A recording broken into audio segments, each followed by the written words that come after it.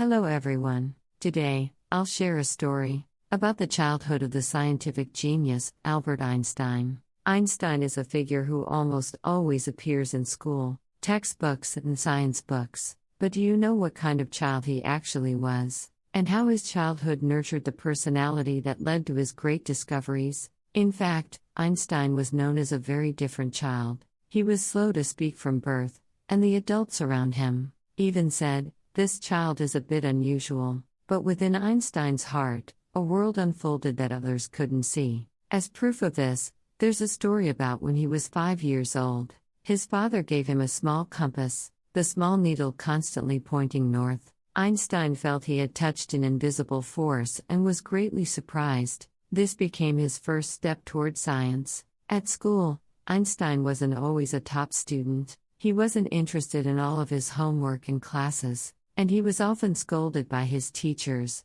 However, Einstein had a unique world of thought. For example, he constantly wondered why the sky is blue, and what the end of the universe is like. Although it wasn't understood by ordinary school education, that fountain of ideas became the origin of his later great achievement, the theory of relativity. Furthermore, Einstein's family is also an interesting story. His mother loved music and taught Einstein to play the violin. Science and music, two seemingly unrelated worlds, were uniquely connected in Einstein's mind. It is said that he gained inspiration by playing music when thinking about scientific problems. Considering this, you can feel that his creative mind wasn't limited to one field, but was born from various influences around him. Einstein eventually became someone who pioneered unprecedented paths in the field of science, but at the root of it was his attitude of thinking freely. He didn't necessarily adhere to social norms or what he learned in class,